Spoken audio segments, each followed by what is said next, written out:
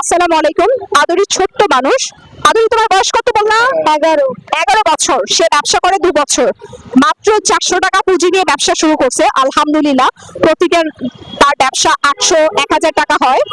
1000 টাকা বিক্রি করলে তার লাভ থাকে 500। 500 টাকা বিক্রি করলে তার লাভ থাকে 400।